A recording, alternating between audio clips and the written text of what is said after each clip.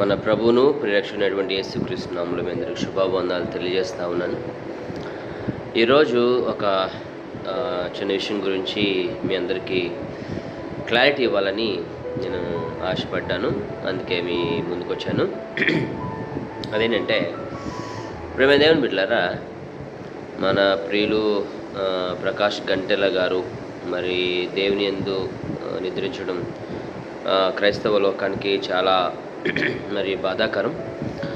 మరి మొన్నే మరి దైవజనులు ప్రవీణ్ ప్రగడాల గారు మరణించినటువంటి ఆ యొక్క పరిస్థితి నుంచి క్రైస్తవ సమాజం ఇంకా కోలుకోవడానికి టైం పడుతుంది. ఈ లోపలనే మరొక వార్త వినడం చాలా విచారకరం. మరి ఒక సాటి బోధకునిగా, దైవజనునిగా, థియాలజిన్గా, మరి బైబిల్ బోధకునిగా నేను నా సంతాపాన్ని తెలియజేస్తూ ఉన్నాను. ప్రకాష్ గంటెల గారి యొక్క మరి కుటుంబానికి దేవుడు ఆదరణ కలుగజేయునుగాక. అలాగే మన క్రైస్తవ ప్రపంచానికి దేవుడు ఆదరణ కలుగజేయునుగాక. అయితే ఈరోజు నేను మాట్లాడదాం అనుకున్నటువంటి ఒక విషయం ఏంటయ్యా అంటే,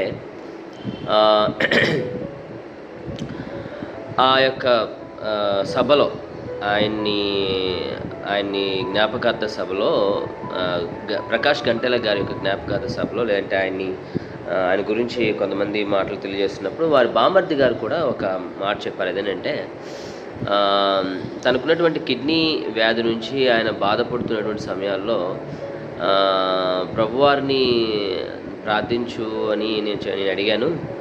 అడిగితే ఆయన ప్రభువుని విసిగించకూడదు, దేవుని విసిగించకూడదు అని అన్నారు. ఎంత గొప్ప మాట అన్నారు కదా అని ఆయన చెప్పారు. అయితే ఇదే విషయం మీద నేను ఒక మాట చెప్పాలని అనిపిస్తూ ఉంది.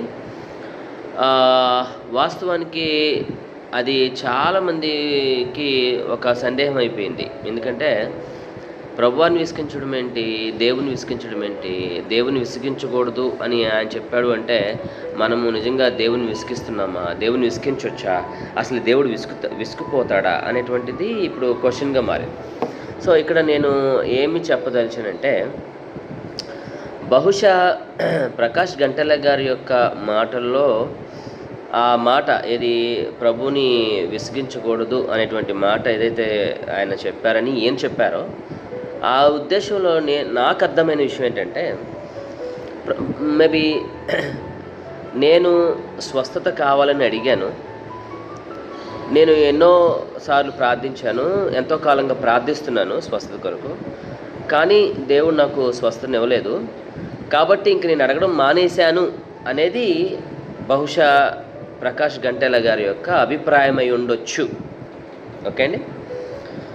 సో ప్రభుని నిజంగా మనం విసిగిస్తామా, అసలు మనం నిజంగా ప్రభుని విసిగిస్తామంటే, విసిగిపోవడానికి దేవుడు మానవుడు కాడు. నెంబర్ 1 మనం ముందు ఆ విషయం అర్థం చేసుకోవాలి. విసిగిపోవడానికి దేవుడు మానవుడు కాదు.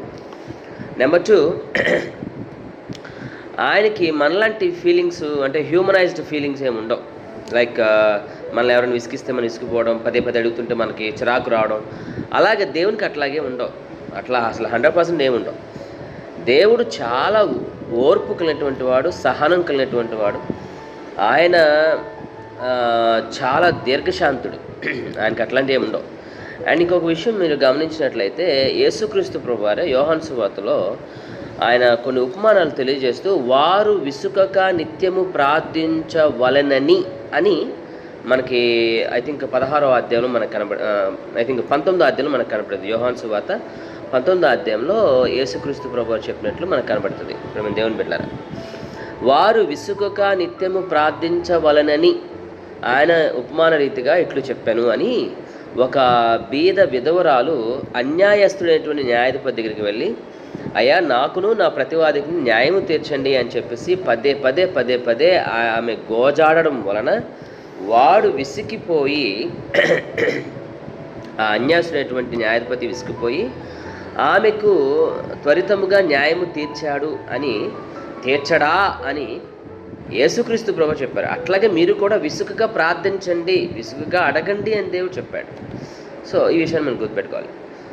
సో ఇంకొక అదే చాప్టర్లో ముందుకెళ్తే ఇంకొక ఉపమానం చెప్పాడు. ఒక స్నేహితుని ఇంటికి అర్ధరాత్రి వాళ్ళ స్నేహితులు ఎవరో వచ్చారు. సో వచ్చినటువంటి వారికి పెట్టడానికి అతని దగ్గర రొట్టెలు ద్రాక్షరసం ఏమీ లేవు కాబట్టి ఇతను తన ప్రక్కనింటి అతని దగ్గరికి వెళ్ళి స్నేహితుని దగ్గరికి వెళ్ళి డోర్ కొడతాడు. డోర్ కొట్టి ఫ్రెండ్ నాకు మరి సడన్గా నా ఫ్రెండ్స్ వచ్చారు ఈ టైంలో, వాళ్ళకి పెట్టడానికి నా దగ్గర ఏం లేవు, దయచేసి ఒక రొట్టెని ఉంటే వా అని అడిగితే అతనేమో అసలు రెస్పాండ్ అవ్వకుండా అలాగే పడుకుంటాడు. ఆ తర్వాత కొంతసేపటిగా అంటాడు, నేను పడుకున్నాను, నా పిల్లలు నాతో ఉన్నారు, నన్ను డిస్టర్బ్ చేయొద్దు, నువ్వు వెళ్ళిపో అని చెప్తాడు. అలా ఎంత చెప్పినా కానీ వినకుండా ఈ ఫ్రెండ్ ఇంకా డోర్ కొడుతూనే ఉంటే అండ్ అతను వచ్చి ఆ రొట్టెను ద్రాక్షరసం ఇస్తాడు. సో ఈ విషయాన్ని యేసుక్రీస్తు ప్రభువు చెప్తూ అంటాడు, అతను ఏ విధంగా అయితే సిగ్గుమాలి మాటికి అడిగాడో అంటాడు. అసలు ఈ మాట చూడండి, మనం సిగ్గుమాలి అడగడం అని కాదు, బట్ అక్కడ సన్నివేశంలో యేసుక్రీస్తు చెప్పిన మాట. సో అతను ఏ విధంగా అయితే విసుక్కోకుండా మాటికి అడగడం వల్ల పొందుకున్నాడో అట్లాగే మీరు కూడా ప్రార్థించండి అని దాని అర్థం. సో దీన్ని ఎలా తీసుకోవాలి అంటే, ప్రకాష్ గంటెలా గారు ఏం చెప్పారు, నేను ప్రభువుని విసిగించకూడదు అని అన్నారని చెప్పారు. వాస్తవానికి నేను అంటాను that is not correct sentence. ప్రభువుని ఎవరు విసిగించలేరు, మనం ఎవరు ప్రభువుని విసిగించము. రేదర్ మనమే ప్రతి నిత్యము మనం పొందుకునే వరకు మనం ప్రార్థన చేయాలి, దేవుణ్ణి అడగాలి. అయితే ప్రార్థనకి 3 జవాబులు ఉంటాయి. మొదటిది ఎస్, అంటే మనం అడిగిన వెంటనే అది దేవుని చిత్తంలో ఉంటే దేవుడు దాన్ని వెంటనే మనకి అనుగ్రహిస్తాడు, దట్స్ ఎస్. రెండోది ఏంటంటే నో, అంటే మనం ఎంత అడిగినా, ఎంత కాలం అడిగినా, ఎలా అడిగినా కానీ దాన్ని మనం పొందుకోలేము. ఎందుకంటే అది క్షేమకరము కాదని దేవునికి తెలుసు, మనకి అది క్షేమకరము కాదని దేవునికి తెలుసు. కాబట్టి దేవుడు దాన్ని మనకి అనుగ్రహించడు, ఎప్పటికి కూడా అనుగ్రహించడు. That's all. And other one is ఇంకోటి మనం చూస్తే అదేంటంటే వెయిట్ అనమాట. మూడో ఆన్సర్ ఏంటంటే, ప్రార్థనకి మూడో జవాబు ఏంటంటే వెయిట్ అంటే వేచి ఉండు. అంటే తగిన సమయంలో దేవుడు దాన్ని మనకు అనుగ్రహిస్తాడు. మనం అడిగిన వెంటనే కాదు, మనం ఎప్పుడైతే మనం అడిగిన దాన్ని మెయింటైన్ చేయగలిగే స్థితికి రెడీ అయ్యామో, ఎప్పుడైతే మనం సిద్ధపాటు కలిగి ఉన్నామో అప్పుడు దేవుడు మనకు ఖచ్చితంగా ఇస్తాడు. సో ప్రార్థనకి 3 జవాబులు ఉంటాయి. ఈ సంగతి మనం గమనించాలి. సో నేను ప్రభుని విసిగించదలుచుకోలేదు, నేను ప్రభుని విసిగించకూడదు అనే మాటకి అర్థము బహుశా ప్రకాష్ గంటెల గారి యొక్క జీవితంలో ఏమై ఉండొచ్చు అని కనుక మనం ఆలోచిస్తే, నేను అడిగాను కానీ దేవుడు నాకు ఏమీ రెస్పాండ్ అవ్వలేదు, లేదంటే నన్ను స్వస్థపరచలేదు. సో ఇంక నేను అడగడం మానేశాను. అపోస్తలుడైన పౌలు గారు ఏ విధంగా అయితే నా శరీరంలో ముళ్ళు ఉంది, ప్రభువా తీ ముళ్ళు తీ అంటే దేవుడు నా కృప నీకు చాలని చెప్పి అపోస్తలుడైన పౌలు గారికి దేవుడు సమాధానం చెప్పాడు. అదే రీతిలో వీరు కూడా అలాగే దాన్ని అర్థం చేసుకుంటూ, ఇంకా నేను దేవుడిని అడగను, ఎందుకంటే ఇంతకాలం అడిగాను, ఇన్నిసార్లు అడిగాను, కానీ దేవుని కార్యం జరగట్లేదు, కృప అక్కడ రావట్లేదు. సో ఇది ఇలా ఉండడం దేవుని కృపేమో అనే విధంగా అర్థం వచ్చినట్లు మాట్లాడరేమో అనే విషయాన్ని మనం గుర్తుపెట్టుకోవాలి. అంతేగాని దేవుని విసిగించకూడదు, భలే మంచి పాయింట్ చెప్పారు, నిజంగా మనం దేవుని విసిగిస్తామో కొన్నిసార్లు అని అనుకుంటారు కొంతమంది. దేవుని విసిగిస్తున్నాము, నేను ఎక్కువ అంతసేపు ప్రార్థన చేయకూడదేమో, ఇంతసేపు ఉపవాస ప్రార్థన చేయకూడదేమో, అంతసేపు ప్రార్థన చేయకూడదు, అంతకాలం అడగకూడదేమో. ఇప్పటికే నేను నా భర్త మారుమనసు నిమిత్తమై 5 సంవత్సరాల నుంచి అడుగుతున్నా, 7 సంవత్సరాలు అడుగుతున్నా, 10 సంవత్సరాలు అడుగుతున్నా, ఇంకా ఆయన రక్షణ పొందలేదు, కాబట్టి నేను వదిలేస్తాను, ఇంకా అడగడం మానేస్తాను, దేవుని విసిగించను నేను. లేదంటే నాకు జాబ్ రావట్లేదు, నాకు పెళ్ళి అవ్వట్లేదు, నాకు పలానా జరగట్లేదు, కాబట్టి ఇది దేవుని చిత్తం కాదు, కాబట్టి నేను అడగడం మానేస్తాను, విసిగించడం మానేస్తాను, దేవుని విసిగించను.